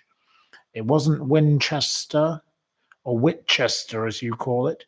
It wasn't Haworth. I didn't grow up in Haworth. Haworth was, of course, where the Bronte sisters grew up.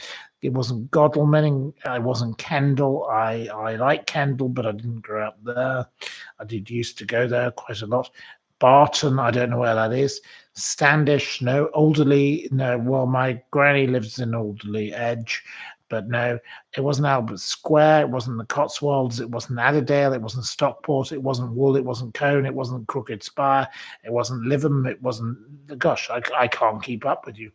Again, you can't answer the question, so 0 to all of you. The village was called Dolphinholme in Lancashire, and it was where Samuel Clegg, who first installed gas lighting in 1811, and then he installed gas lighting at the Palace of Westminster in 1813. So 0 to all of you. Shame you didn't get that question right.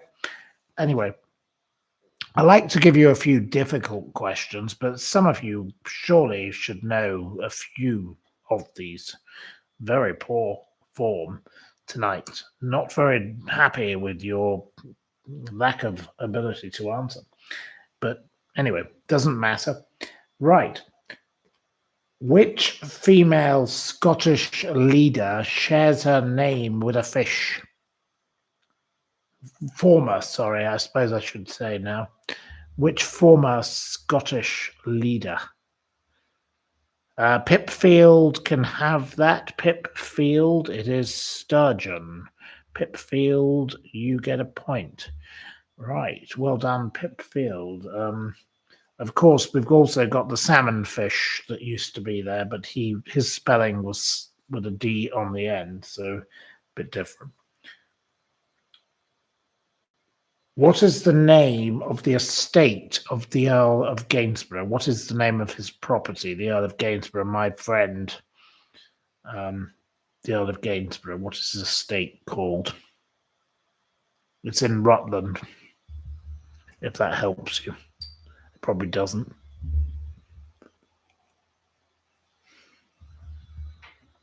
It's not called Gainsborough, and it's not called Chatsworth, and it's not called Soho. It's not called Rutland House. It's not called Balmoral. It's not called Burley.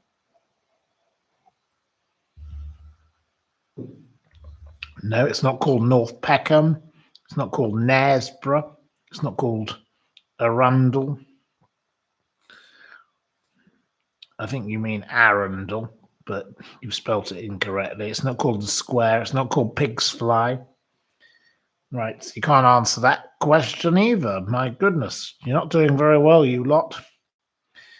You're not good at this quiz. This was a bad quiz for you.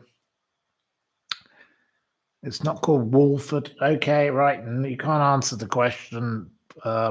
Enough time has been given. The name of the estate is Exton Park, so you haven't got that one. It's not 0 points to all of you. And the final question, which Sloane Square London restaurant was forced to close after the late Earl Cadogan had a meal there, didn't like it, and revoked their lease? What was the name of the restaurant on Sloane Square which had its lease revoked? What was its name? It's now called Colbert, but it had another name before. It wasn't called the Pie and Mash Shop. It wasn't called Mayfair. It wasn't called Fergie's. It wasn't called Crow. It wasn't called the Slaw Inn. It wasn't called the Arson Parsley. That's an interesting one. Right. You know the name of the restaurant. It wasn't called Epicure. It wasn't called Jellied Eels. It wasn't called San Lorenzo. No, that was on Beecham Place. The answer is not Anthea Turner. Yes, I totally agree with you, Mr. Lee Kicker. It wasn't called the Sloan Inn. It wasn't called the Eatery, McDonald's, Pie and Mash. It wasn't called Trotsky. Right. We've got getting hundreds of different answers, but it wasn't called Simpsons. No, it wasn't called Smile, Smile, Smile, Smile. Whatever that means. Right. So it wasn't called Weatherspoons. It wasn't called Hooters. It wasn't called the Red Lion. It wasn't called Salty. It wasn't called the Corner Calf. It wasn't called White's. It wasn't called the Botanist, which was across the road. The Botanist is still open across the road. E.B. Nay, you have obviously been using Google. It wasn't called The Bridge. No. It wasn't near a bridge. So it wasn't called Cliff's Cobbs or Hooters or KFC, the Apothecary, the Sitting Duck. No, it wasn't called Eat Here. I'm giving you a final chance, some of you, because we've got two of you who are on a joint first. It wasn't called the Butchers. It wasn't called the Wee Calf. It wasn't called Corks. It wasn't called McDonald's. It wasn't called Luncheon Vouchers or the Flying Ducks. No. Gosh, it wasn't called Guilty. It wasn't the Dog and Pony, no. It wasn't called Wimpy or Champers. Right, you need another question.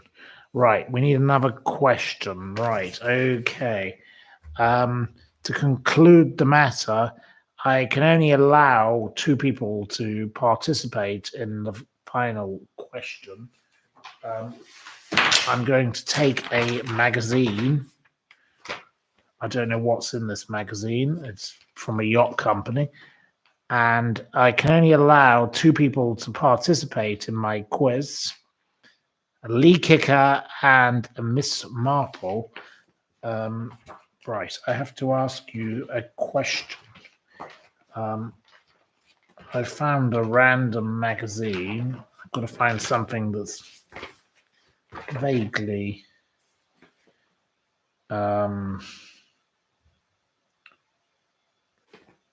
questionable. I don't know if this book is of any use. Or let me think of a question of my own. Forget that stupid thing. Sorry, it's fallen on the floor. Let me think of a question.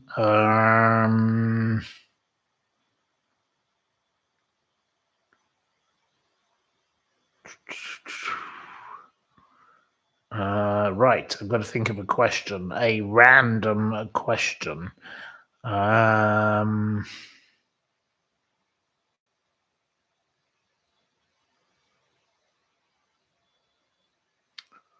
What was the second name of the wife of Arthur Ransom? The second wife. What was her Christian name?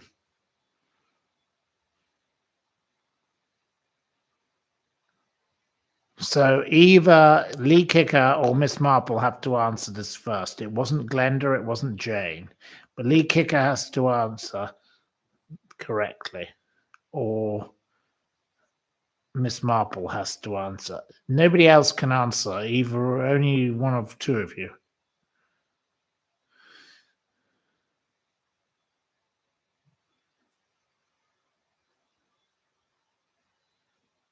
It wasn't Scylla, no. It wasn't Anthea. Neither of you know. Okay, so we'll forget that question. Right, another question that you can't answer. I do come up with very strange questions. I do apologize. Well, of course, there was Ivy, which was one of his wives. But there we go. Right. So you can't answer my question. I don't know. I have to think about things.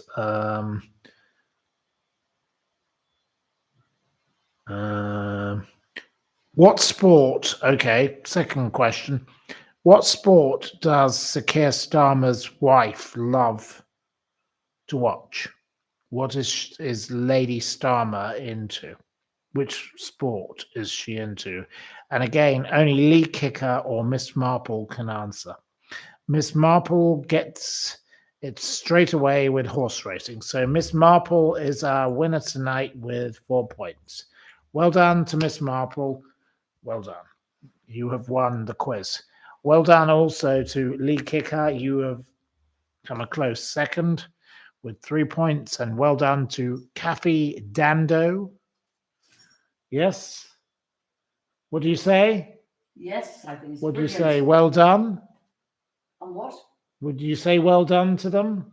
Very good. Yes.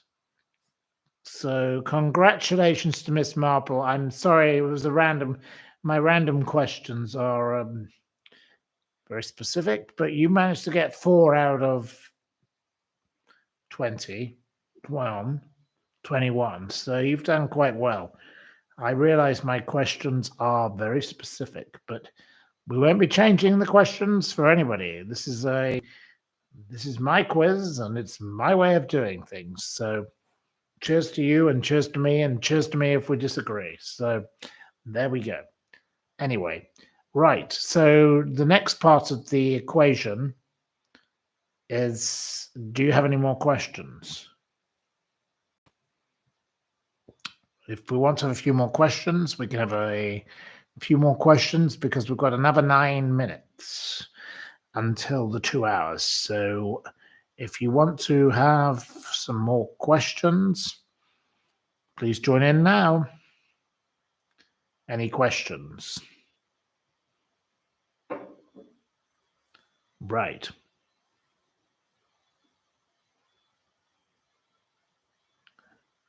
Have you got a prize? No, there are no prize. It was too hard. Okay, well, I don't think my questions are too hard at all. They're simple questions. There we go. My way or no way? Yes, I totally agree. Have I seen The Substance? I have not seen The Substance. I don't know what it is. Please tell me what The Substance is. Can I go to the bathroom? Right. She needs to go to the bathroom, so off she goes. Right. Can we have a follow-up on the sloth tomorrow? Yes, the sloth will be mentioned again, won't it, Lady Min? Yes? What? The sloth. Yeah. We're going to support the sloth. Yeah, we absolutely are. We're not going to put a stop to the sloth. I want all of you to sign up to save the sloth. There's hundreds of you here, so come on. Man up, grow up, and show up and support the sloth. So we want a little signature. Won't take you more than 20 seconds of your life to support the sloth. The BBC license fee. Right. Expialidocious is signed. Right. Can I recommend a good book? Well, I've been enjoying Have You Eaten Grandma by Giles Brandreth this week. So there we go. Stevie D has given £10. You don't have to give £10. You just have to sign. But if you could give money, it makes it go further. So it would be good. Right. That's fabulous. B says save the sloth. But the problem with this system of this change thing, I think you have to go through the whole process. So make sure you go through the whole process because it doesn't register you immediately. It's a bit weird. I don't know how it quite works. But I did get 50,000 people to sign one of my petitions on there. My quizzes are too regional. Well, I'm very sorry if they're too regional. They're not regional. I've in my quiz tonight, I mentioned. Let's have a look. I mentioned Paris, Berkshire. I mentioned Italy. I mentioned Italy again. So twice I mentioned Italy. I'm very sorry if there's too many Italys for you. I mentioned Liverpool. I mentioned Lancashire. I mentioned Scotland. I mentioned Rutland. And I mentioned London, Sloane Square. So if you think that my quizzes are too specifically regional, they are located all over the world. So I'm very sorry. Why are you getting cross about me mentioning Italy, London,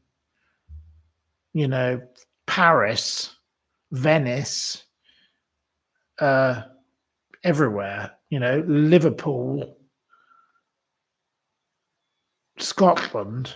I'm not being anti any region. I mentioned lots of different places. So your criticism is actually unfair. Sorry, I reject your criticism. Right.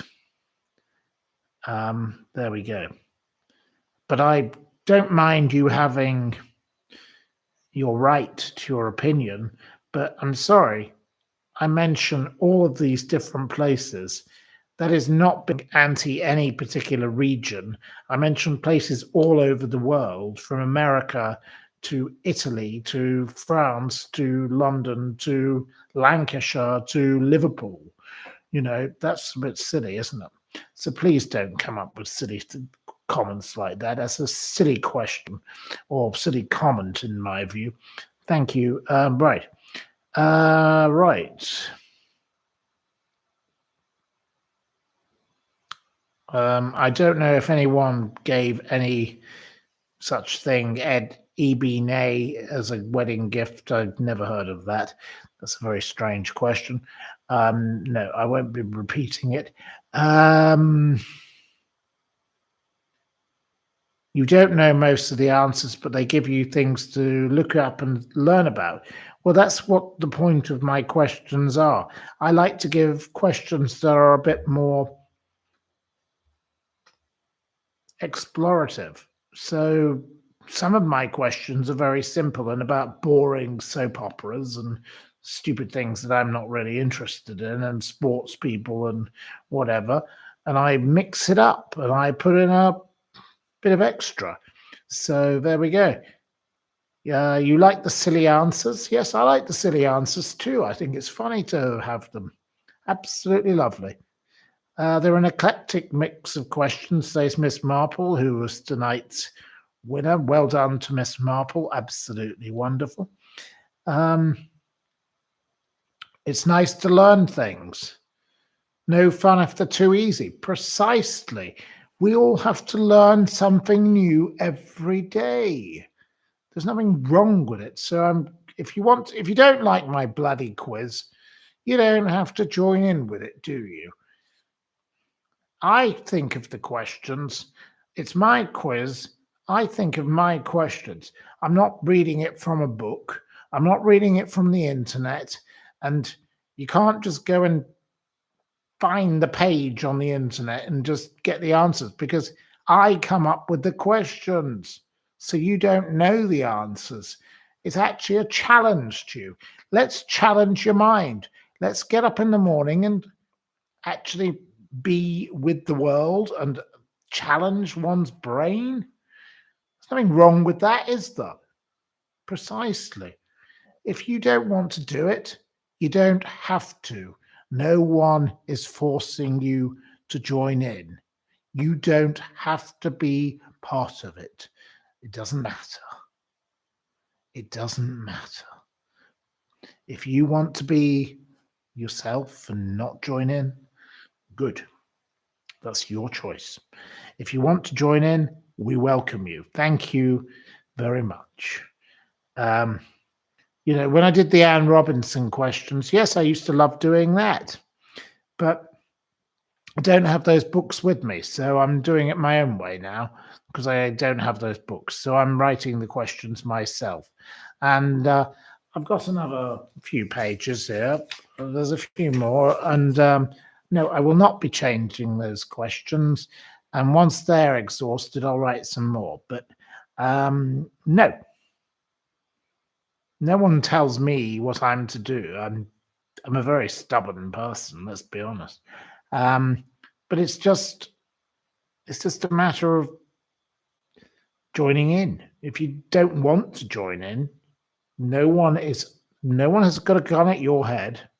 No one is forcing you to join in.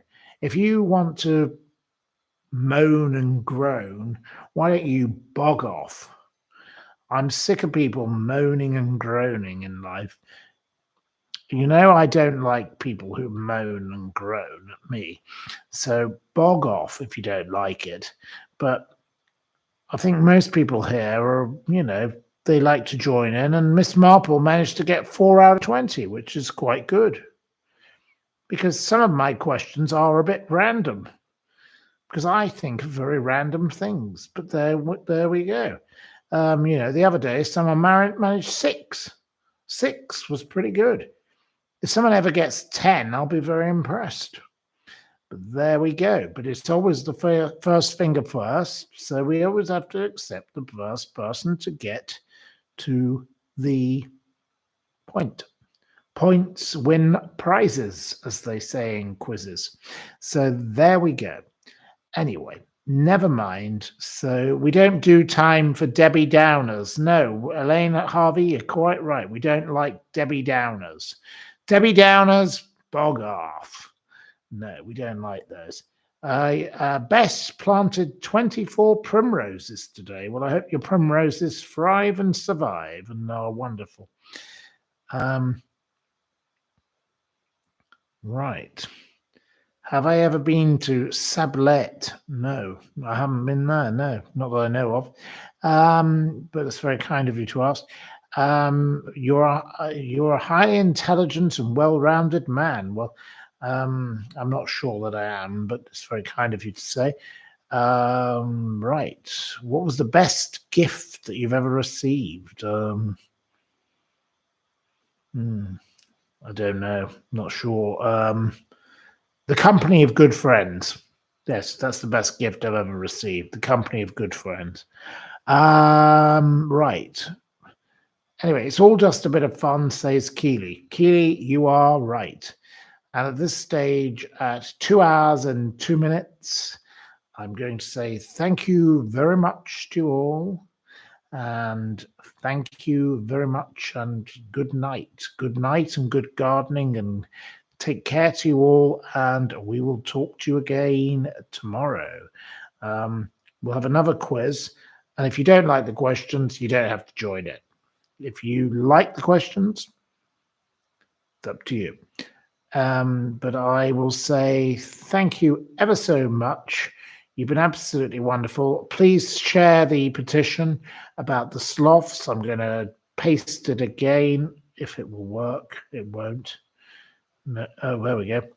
Yep, it will work. Please share the petition. Please make sure you get people to sign it.